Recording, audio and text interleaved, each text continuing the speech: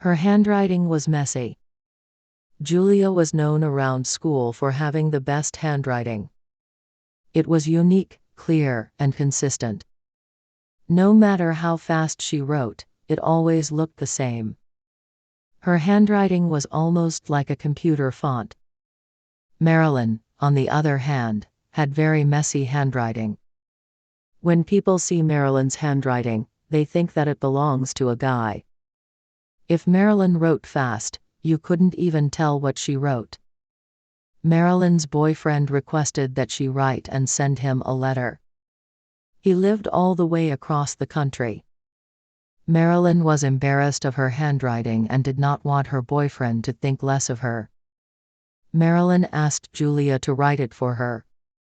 "I don't think you should lie to him like that. What if he finds out one day? He'll think you are a liar," Julia said. "He will never find out. Can you please write it for me?" "Here, I typed out what I want to say," Marilyn said. Julia hesitantly agreed. The next day, Julia gave Marilyn the letter. Marilyn thanked her and shipped it out to her boyfriend. He sent her a letter back saying that he was really impressed with her handwriting. During Christmas, he visited Marilyn at her school. While they were walking in the hallway, he noticed Marilyn's face on the wall. "Hey, it's you," he said. Next to her picture, there was her handwritten essay that received an A+. "This writing doesn't look like yours," he said. Marilyn admitted that she had Julia write the letter. Her boyfriend laughed. "I don't care if you have nice handwriting or not. Just be yourself," he said. The night shift. Ophelia was a night shift worker at a hospital. This meant that she worked late at night. Ophelia's work schedule was 9 p.m. to 4 a.m. Ophelia would sleep during the day while most people were at work. For the first year of work, Ophelia had a hard time adjusting to the schedule. She had trouble sleeping during the afternoon. She was upset that she had to miss out on social events her friends hosted. It's still hard for Ophelia to adjust, but she is better at it. When she comes back from work, she goes to the gym for a few hours. Then, she practices her knitting skills. Afterwards, she would make herself a healthy meal.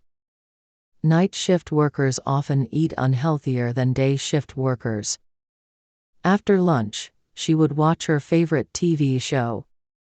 After that, she would sleep.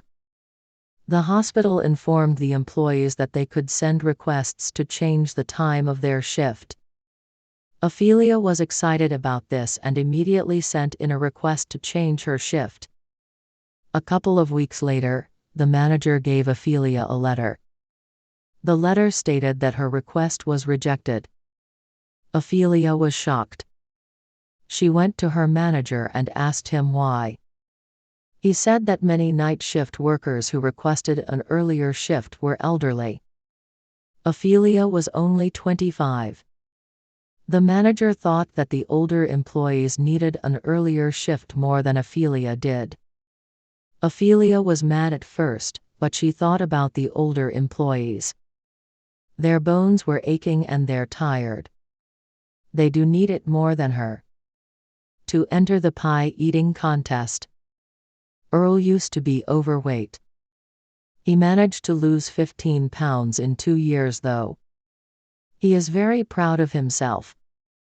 One day he went to the county fair where there were a Ferris wheel, roller coasters, games, food, and contests. This was Earl's first time at the county fair. He was with his cousins. They first went on the Ferris wheel. Earl loved it, because he got to see the view from above. Everything and everyone looked so small.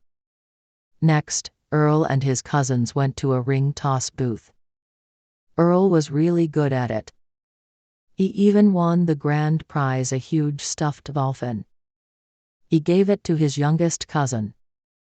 Earl and his cousins walked around. Earl was getting hungry. He saw a cotton candy booth.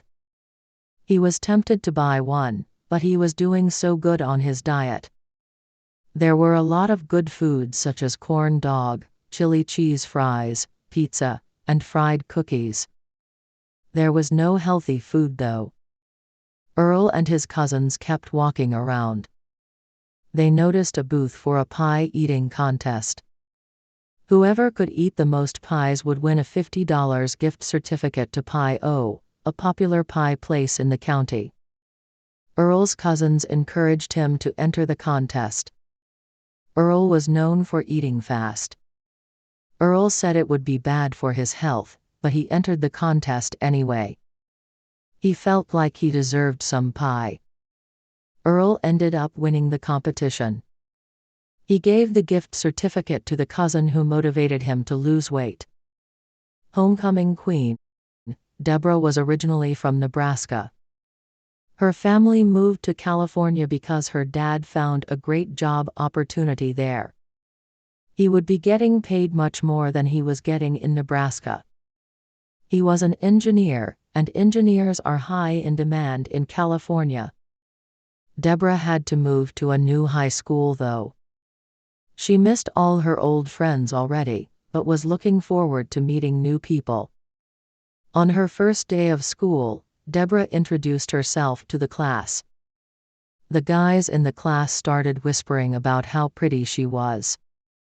Some of the girls nodded in agreement while some of the girls just rolled their eyes in jealousy. After Deborah introduced herself, there was an announcement about homecoming, a tradition welcoming back the students to school. The announcement invited all students to run for homecoming queen and king. Deborah would have run if she was back in Nebraska, but she didn't know anyone in California. At lunchtime, a girl invited Deborah to sit with her and her friends. "Hi. You're new. I'm Kimberly. I'm in your homeroom class," she said. "I would, but nobody knows me." "I don't stand a chance," Deborah said. "Yes, you do. Everyone is already talking about you and calling you the pretty new girl. Also, the main competitor is Sarah, but all the girls don't want her to win because she won last year and she's really mean." Deborah decided to run for homecoming queen after Kimberly said this. What's the harm? Too old for trick-or-treating. Kelly's favorite holiday is Halloween. She loved pumpkin pie, pumpkin spice latte, dressing up, scary movies, and trick-or-treating. The sad thing, however, is that Kelly knows that she is too old for trick-or-treating. She is now 21 years old.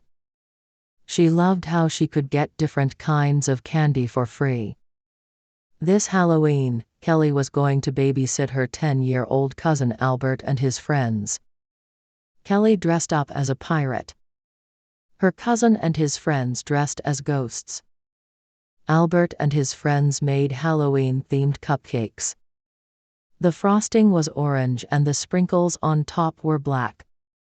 Afterwards, they carved pumpkins. Albert asked, "What should we do now, Kelly?" "Why don't you go trick-or-treating?" she suggested. "I'm too scared to talk to strangers," Albert said. "Don't worry, I will go with you," Kelly said. All of them went to the house to the right. They knocked on the door and said trick or treat. The couple smiled and gave the kids a chocolate bar. Kelly wished they gave her one. They went to the next house and the family there gave them gummy worms. The next house they went to was interesting. The couple there gave them money. Kelly definitely wanted some money. They went to a total of 10 houses and got more than 10 different types of candy. They all went back to Kelly's house. Kelly was sad looking at all their candy. Then, Albert and his friends gave Kelly a hug and said they loved hanging out with her.